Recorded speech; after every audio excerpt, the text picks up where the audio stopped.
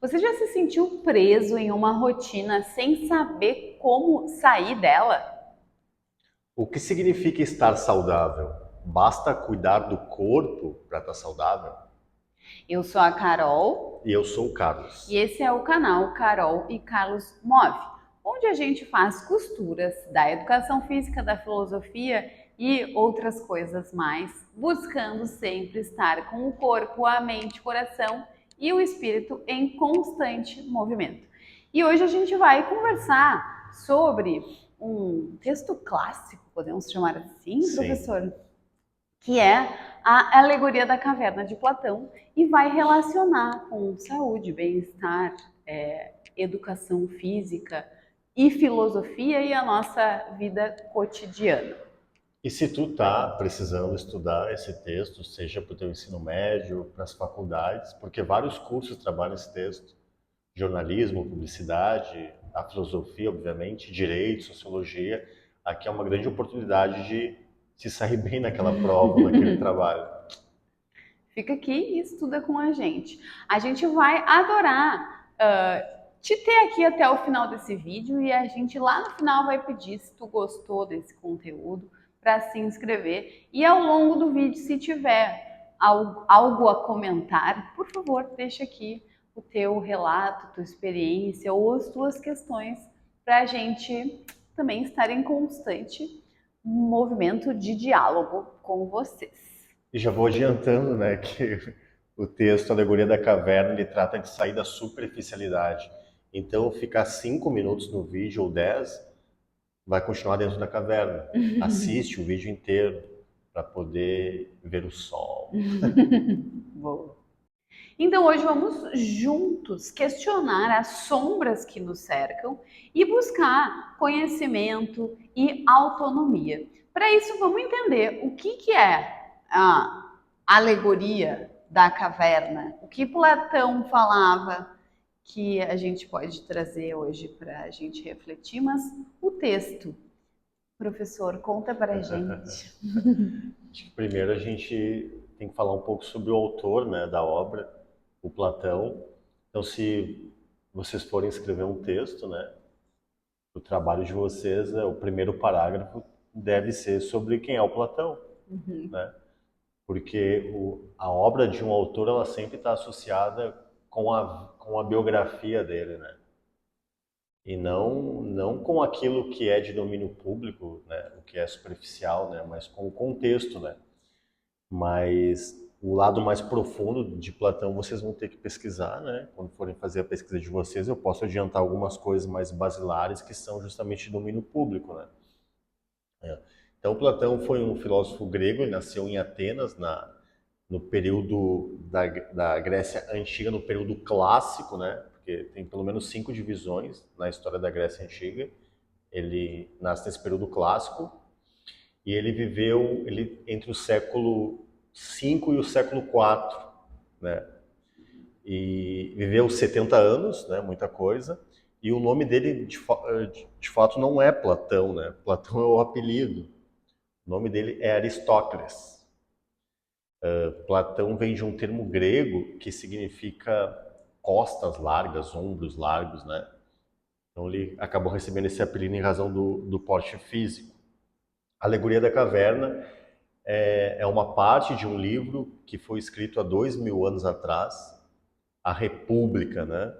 E ainda assim estuda-se especificamente esse texto, a Alegoria da Caverna.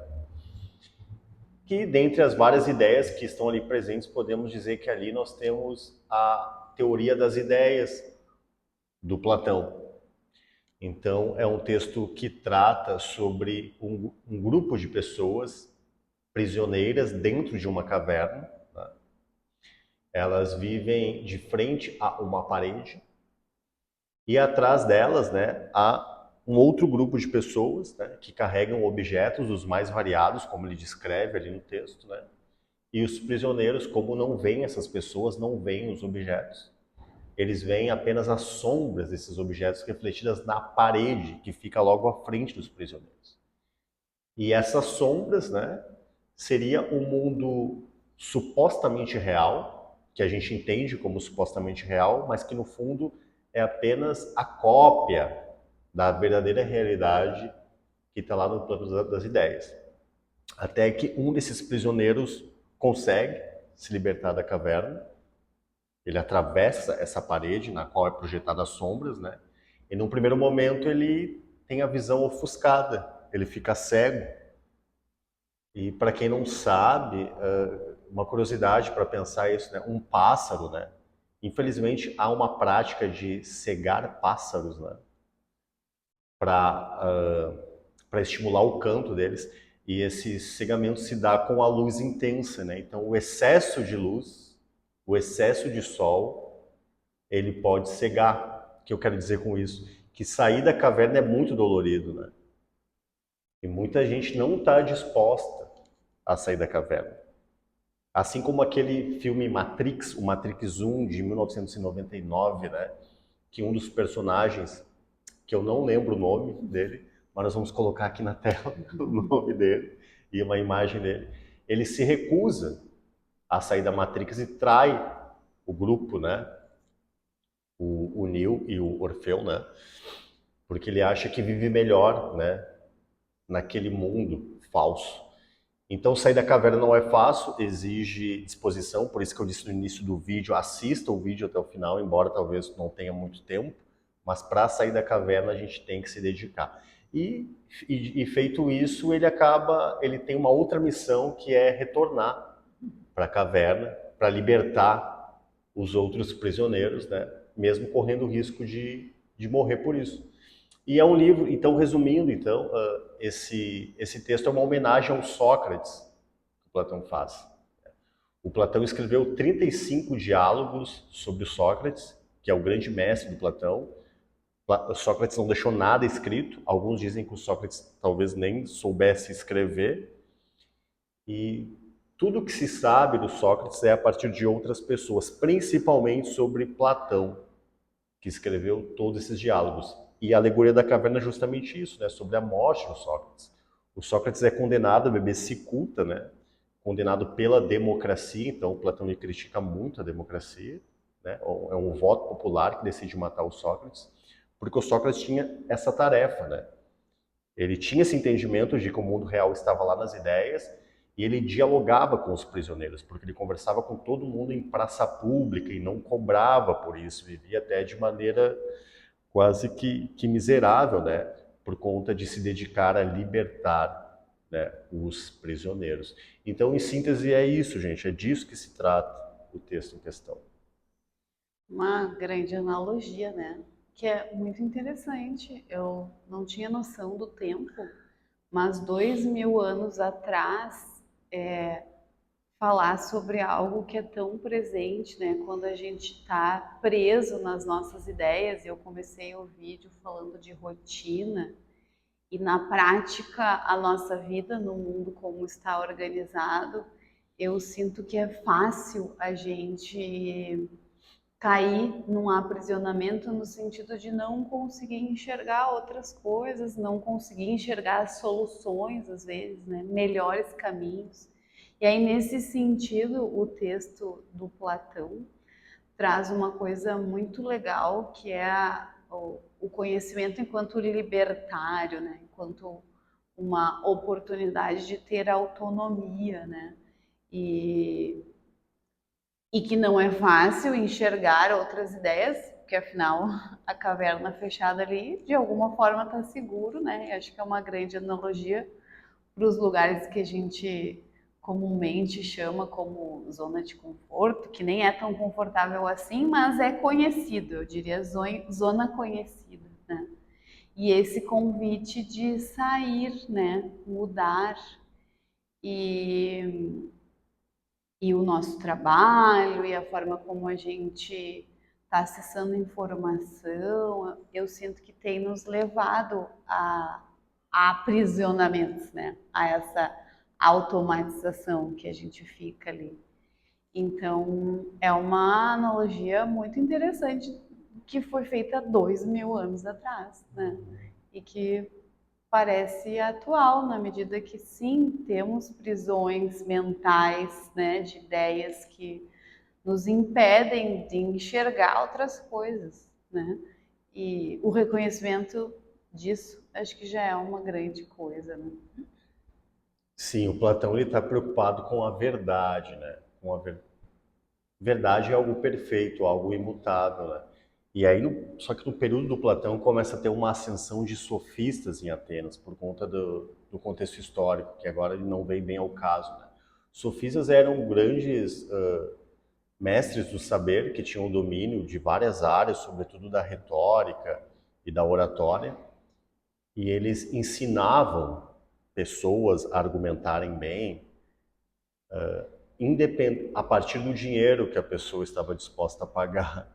Então, se uma pessoa pagasse bem, ele poderia ensinar a pessoa. E se outra pessoa pagasse melhor ainda, para que ele ensinasse a atacar a pessoa pela qual ele trabalhou primeiro, o sofista iria lá e trabalhar para outra pessoa. Então, o conhecimento ele acaba sendo muito relativo, né? E, e esse saber da oratória, ele era aplicado justamente na democracia. Então, políticos, né, que queriam saber como persuadir melhor para que suas leis fossem aprovadas, contratavam os sofistas para ensinarem eles, né? Então, a crítica que o Platão faz à democracia é que ela acaba sendo muito passível de corrupção, porque a verdade fica muito relativa. E pior do que e na verdade não é nem que a democracia é o grande monstro é a tirania. Porque a democracia pode tomar uma dimensão tão corrupta, né? Inclusive a morte de Sócrates é um grande exemplo disso, né? Ele foi morto por conta de interesses, né, políticos, né? Que aí é o caso de entrar um tirano no poder. E um pouco é o que a gente viveu no Brasil, né? Pelo menos midiaticamente, né, vendeu-se a ideia de que o Brasil estava mergulhado na corrupção durante o governo PT. Quem não lembra aqui do Jornal Nacional, com aquele fundo que tinha um cano de esgoto, né, saltando dinheiro, né? E era o jornal inteiro, né, metralhando o PT. E aí nós tivemos um tirano, né? Então, um tirano que nunca escondeu suas mensagens homofóbicas ou racistas, mas pelo menos ele iria dar fim a essa corrupção, né? E como um grande salvador, né? Tirano tem um pouco essa... Então, o que o Platão defendia? Ele defendia um governo aristocrata, né? Dos melhores. Mas aí é um outro conceito de aristocrata, né? Os melhores são os mais bem preparados. A partir do conhecimento, né? Perfeito, a partir da sabedoria. Então, o governante deveria ser um rei filósofo. Né? Bom, mas aí não teria corrupção? Não teria corrupção. Pelo menos do ponto de vista teórico, não, porque o rei filósofo seria proibido a ele ter a propriedade privada. Ele não teria esse direito. Né? Ele deveria governar pelo amor à sabedoria, que é o grande lema. O princípio do bem, né? Que é o grande lema. E falar sobre isso hoje em dia é chocante. Como assim, né? Criticar a democracia. Mas o papel do filósofo é justamente esse, é sair da caverna, né? Nem que ele morra por isso, né? Inclusive, o Platão diz ali que o cara pode até morrer. Ele pode ou cegar com a luz do sol, ou ao voltar e tentar libertar os seus amigos, ele pode ser morto por aquela população. E trazendo para os dias atuais, acredito que seja chocante falar, né, que a democracia pode ser perigosa, né, tendo em vista os ataques à democracia que a gente vem sofrendo. Né. Então, esse é um contexto, é uma maneira de explicar. E outra maneira de explicar também a teoria das ideias é a ideia platônica de transmigração das almas. Né. Então, ele entende que as almas vivem lá no mundo das ideias, no mundo perfeito, né. Então lá é o mundo perfeito, portanto lá essas almas têm todo o conhecimento, elas não têm nada a aprender. Elas já sabem tudo. Né? E aí tem uma frase do Platão que ele diz, o corpo é o túmulo da alma. Então quando essa alma encarna no corpo, ela esquece tudo que ela aprendeu. E ela não aprende mais nada. Como assim não aprende mais nada? Ela relembra. Tem uma predisposição a aprender, tendo em vista que já soube. ela em vai algum relembrar momento. tudo o que ela já soube. Achei muito bonita essa parte. E aí nós podemos pensar nos déjà vus, né? Uhum. Esses insights que a gente tem. Nossa, eu já passei essa situação aqui, já E vi. na fé, né, de algo. Isso eu acho que É na fé que vai dar encontra, certo. né, vem ao Exato. encontro do salto de fé no desconhecido, que é um pouco o que acontece na alegoria da caverna, né? É um salto de fé sair lá e Uhum. enfrentar aquela luz que Uhum. quase o cega, aquele desconforto de enxergar a realidade, né? Então tem aí algo de misterioso, ocultado, né? Isso. E que acho muito interessante quando ele fala que a alma predispõe. Eu tinha uma ideia muito errada, né, nos meus estudos superficiais, de que existia um excesso de racionalidade, né, nos conceitos de Platão, o que não é mentira, mas ele está trazendo de uma forma crítica mesmo, refletir criticamente sobre a realidade, né? Sim, exatamente. Analisar, observar Exato. e refletir criticamente sobre a realidade, que é o nosso convite aqui, né? E aí a gente vai 2000 anos atrás, mas hoje os questionamentos que a gente tem feito sobre saúde, sobre o que é saúde, sobre o que é bem-estar, será que nós estamos sendo convidados a de fato ter uma vida plena, saudável, de bem-estar ou a comprar coisas?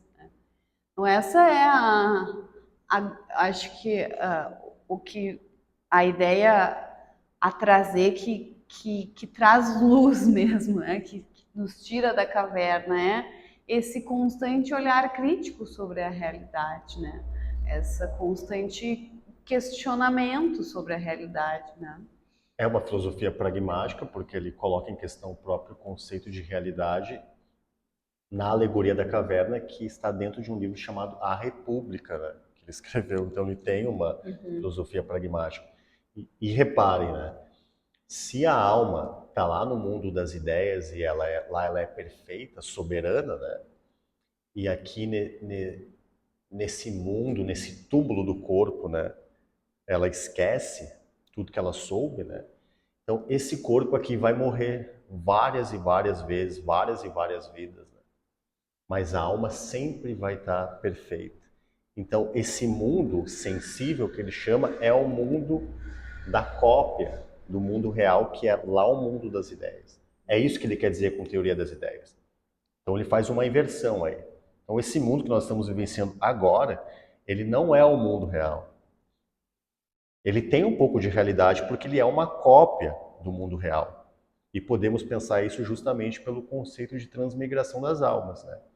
Então, as almas, né, a alma em si, né, ela é o mundo real de fato. O corpo é uma consequência da alma. O corpo é imperfeito, ele morre, Transitório. ele é histórico, transitório. Hoje a alma pode encarar num corpo masculino, depois num corpo Que traz feminino. essa ideia também da passagem do tempo e do ciclo, né? Que é muito concreto aí, né? E o perfeito tem a ver com algo que se sustenta por si só, né? Um corpo precisa ser alimentado. Precisa de um pai, de uma mãe, de alguém que cuide. Ele não é perfeito. Precisa de cuidados, muito cuidados, porque ele é muito frágil, né? Enquanto que a alma é sempre soberana. E aí, para o Platão, absolutamente tudo, cada item no mundo é uma cópia de alguma ideia. Se a gente pensar uma cadeira, por exemplo, né? Não existe a cadeira perfeita, porque existem milhares e milhares de cadeiras, uma diferente da outra, né? Mas todas elas carregam o mesmo conceito de cadeira. E esse conceito não muda, nunca, porque ele não está no mundo real. Ele está no mundo das ideias. Se estivesse aqui, ia estar suscetível ao espaço-tempo, iria ser imperfeito. E aí isso vale para tudo, como eu disse, né? Então ele é um autor bem ousado. E a alegoria da caverna tem, obviamente, um viés sociológico, né, que a gente pode pensar, mas ela é uma explicação da teoria das ideias. Então, essas sombras que os prisioneiros veem, né, são cópias, né, da verdadeira luz, que é o sol. Só que é perigoso, pode cegar, pode matar, Inclusive o Sócrates morreu por isso, né? Por defender isso. Defender a teoria das ideias, desafiar os sofistas todos. E aí pensando em tempos atuais, né? Quais seriam as nossas cavernas hoje em dia, né? Várias, né? E segundo o Platão, né, o que nos liberta delas, e aí, em resumo, o conhecimento, mas eu destrincharia assim em observação, reflexão e daí busca por Perfeito. respostas, que nisso tudo se dá um avanço de conhecimento no sentido de algo que eu não conhecia, não enxergava e passo a enxergar, né? E se dá no embate, né?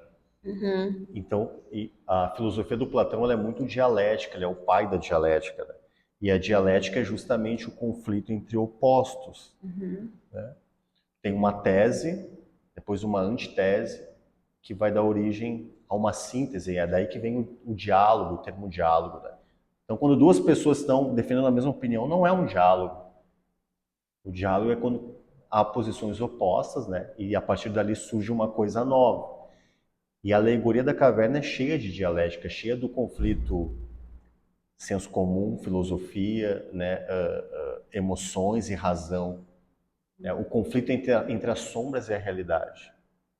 Né? Depois, logo que ele sai da caverna, o conflito entre ele e a realidade, que é o sol, que pode matar ele. Aí quando ele consegue se estabilizar, ele volta para resgatar os outros prisioneiros e aí é atacado, tem mais um conflito. É sempre um conflito, sempre uma coisa a ser superada. E a filosofia é isso, a filosofia é dialética. Ela é sair da zona de conforto de maneira radical, né, ao extremo, que inclusive pode levar à morte, né? Repito, foi o que aconteceu com Sócrates, né, que é o pai da filosofia, que se colocou num processo de dialética extremo o tempo todo, né? E essa é uma dos questionamentos que eu tenho também desses conceitos, que eles trazem essas ideias duais, né? Que eu sempre questionei como questionadora que sou, né? Então essa coisa que a gente diz, né, do corpo e da mente, né? Tu falou agora emoção e razão, esse conflito de dois, né? Será que de forma superficial, quando a gente vive nesse confronto, estou aqui a questionar,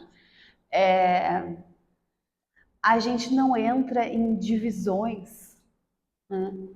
E aí, pensando hoje, todo um resgate de culturas ancestrais da nossa terra, né?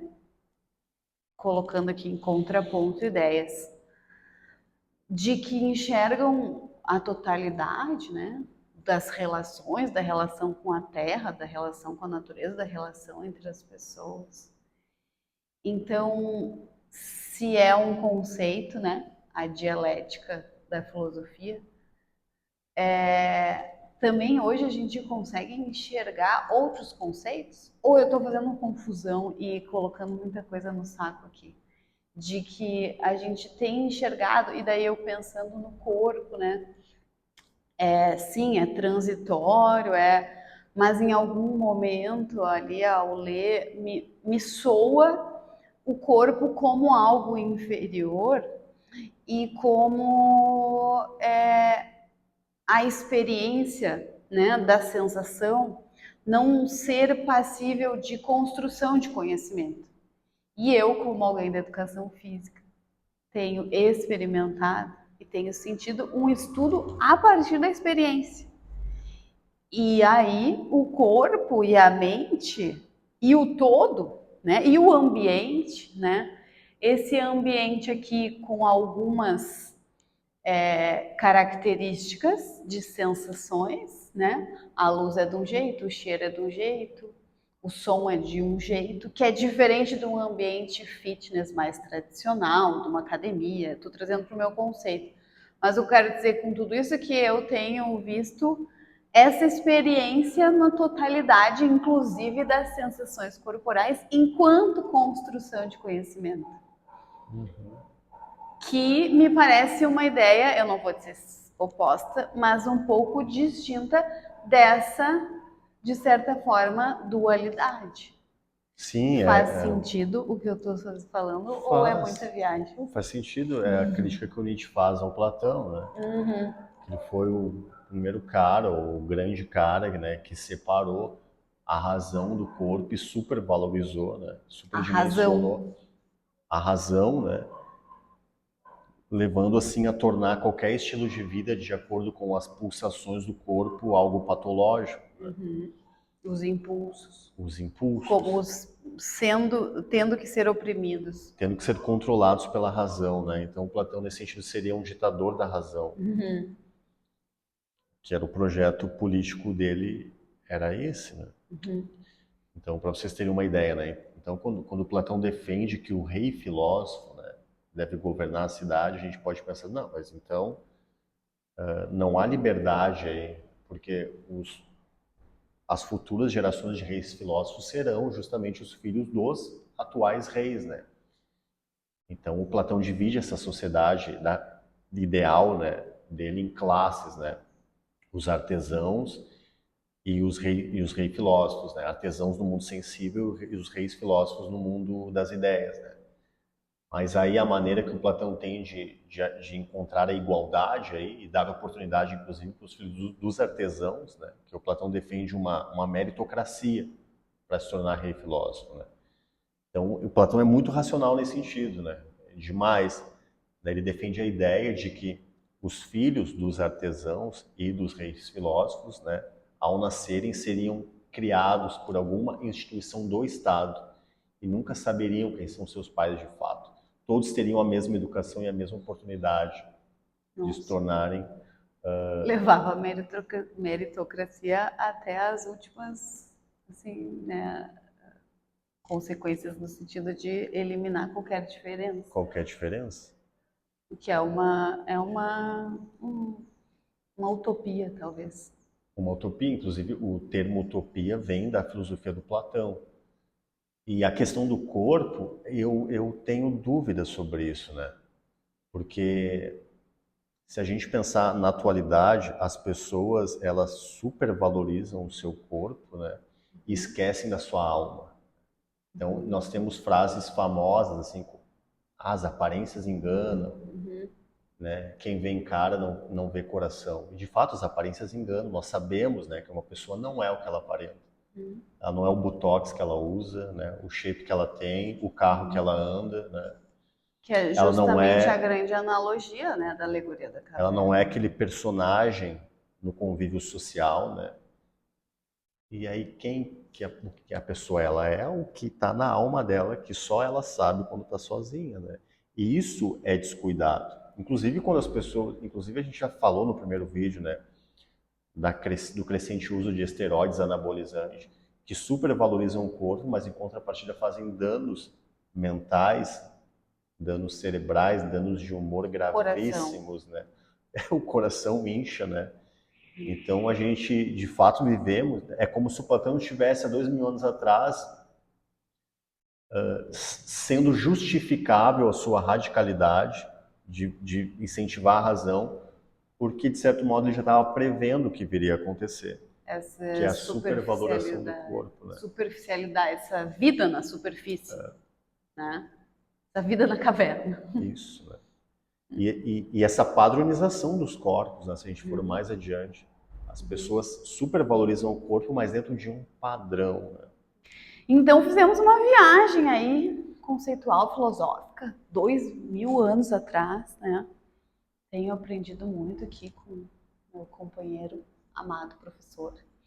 E aí, o que talvez a gente possa trazer de muito interessante dessas ideias, né, da caverna fechada e da saída da caverna é essa construção individual, mas que também do todo das pessoas, de um pensamento crítico, de um questionamento, né, sobre a realidade posta, hoje posta de uma forma talvez bastante opressora para cada grupo, né, cada espaço, Então, o que eu acho que ficou, né, o que ficou para mim enquanto professora, né, enquanto alguém que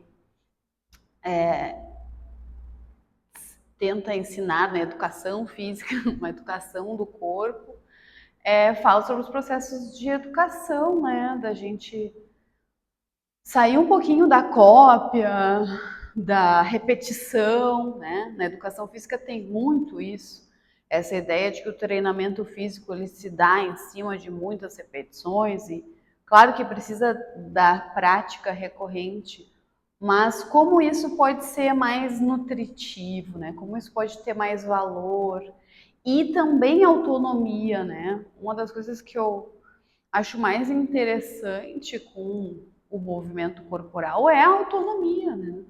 As pessoas ficarem reféns de eu, né, enquanto profissional, ter que dizer o que você tem que fazer, como seu corpo tem que ser. Porque por vezes é isso, a gente é refém de um sistema de saúde e educação física de como o corpo deve ser, né? E para fazer melhores escolhas para si, essa ideia de sair da caverna e adquirir conhecimento é muito interessante na medida que o indivíduo se apropria da sua própria história, da sua própria, né, vida também, né? Então, acho que a grande luz que trouxe para mim, né, o estudo desse texto é essa busca por autonomia, assim, que está presente na minha prática enquanto professor, enquanto pessoa nesse mundo, né? De questionar para fazer melhores escolhas, né? Que estejam de fato alinhadas com valores, né? Porque e no exercício eu vejo muito isso, a galera questionadora, a galera reflexiva, estuda textos, né, pesados, Marx, e aí tá lá fazendo exercício de forma automatizada, cara. Então, assim, e tudo bem, todos temos as nossas incoerências, né? Mas o pensamento crítico e os princípios são da nossa vida, né? Não são de um filósofo, de uma teoria, né? Ou lá longe, né? No mundo das ideias, como dizia Platão, é como colocar em prática na nossa vida, né? E acho que o processo de educação, que passa pela educação da escola, passa pela educação profissional e passa pela educação do corpo também, te dá autonomia, e aí o questionamento, a curiosidade, né, o envolvimento, sair um pouco da repetição, né, da performance, de imitar, né, alguém.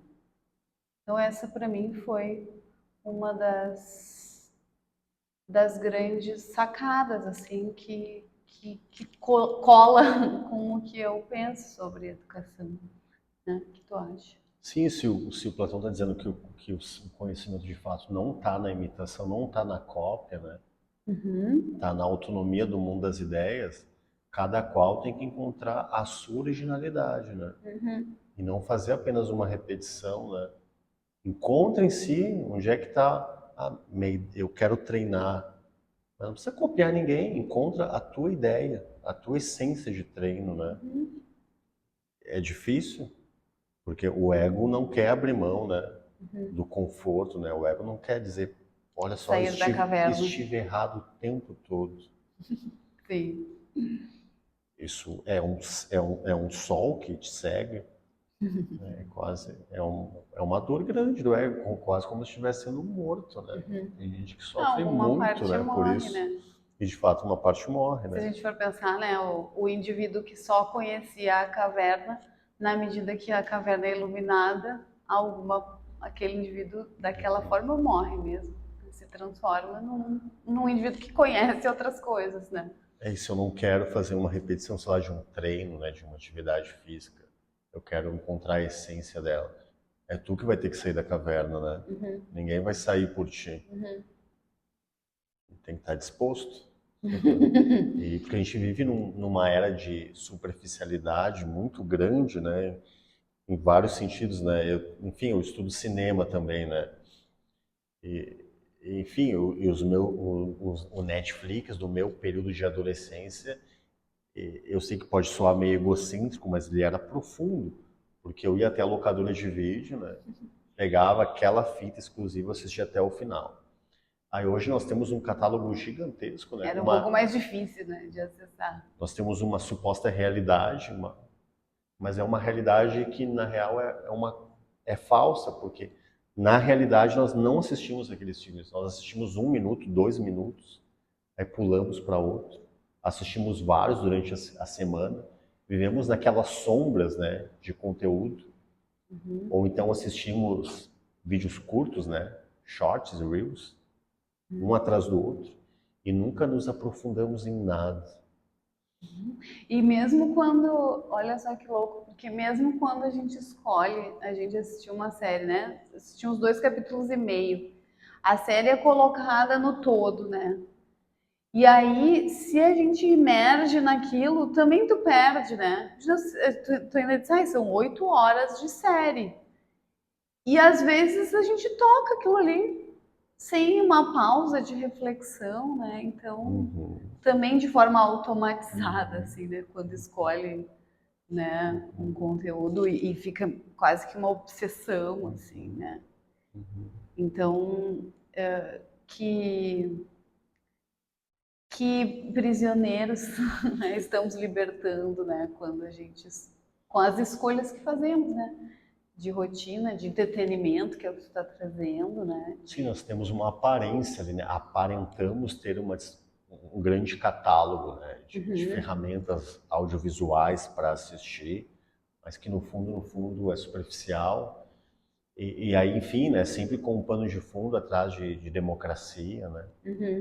Ah, mas agora eu posso ter acesso ao cinema De iraniano, liberdade, ao né? cinema africano, né? Não preciso me deslocar até o cinema, né? E isso também se reflete nas relações hoje em dia também, né? As relações afetivas, né? Fica com uma pessoa um dia, depois já fica com outra. E aí com uma ideologia por trás, às vezes é interessante, né? Às vezes uma ideologia militante importante também por trás, que só empobrece tua alma. Pode aparentar ser um homem forte, uma mulher forte, mas aí no fundo a nossa alma está vazia, não tem profundidade, não tem conexão com ninguém. Então muitas reflexões aí podem surgir. Sim, quais são, né, os nossos aprisionamentos? Acho que esse é o grande qual caverna Esse é o que a gente convite. vai sair. É.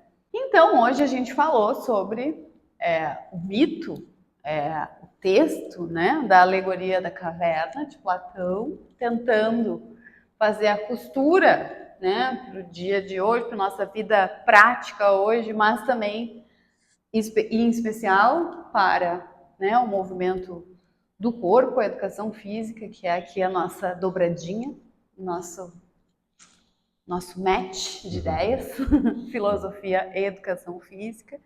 É nesse ideia de Platão, então, né, em resumo, que a gente traz, né, essa luz do que a gente não conhece, nos dá alternativas, né, de escolhas do mundo e quais são os lugares onde estamos fechados sem enxergar o que tem para além, né, das ideias. Então ficou essa reflexão que eu, né, quanto alguém do corpo, tenho que reforçar que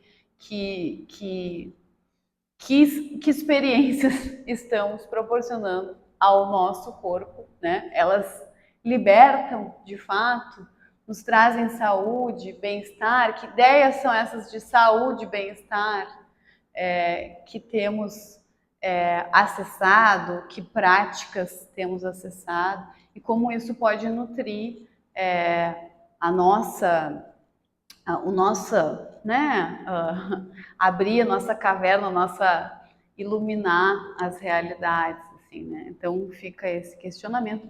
Agora, então, sim, né? Se você gostou do vídeo até aqui, se inscreve para receber nossos conteúdos, comenta aí o que tu achou, se concorda, discorda. A gente está aqui para dialogar, né? E sem conflitos, mas buscando dialogar. E é isso, né? Tem alguma coisa mais a dizer, meu amor? Tá aí o nosso vídeo sobre a alegoria da caverna, para te melhorar, enfim, teu repertório, sabedoria, Ampliar.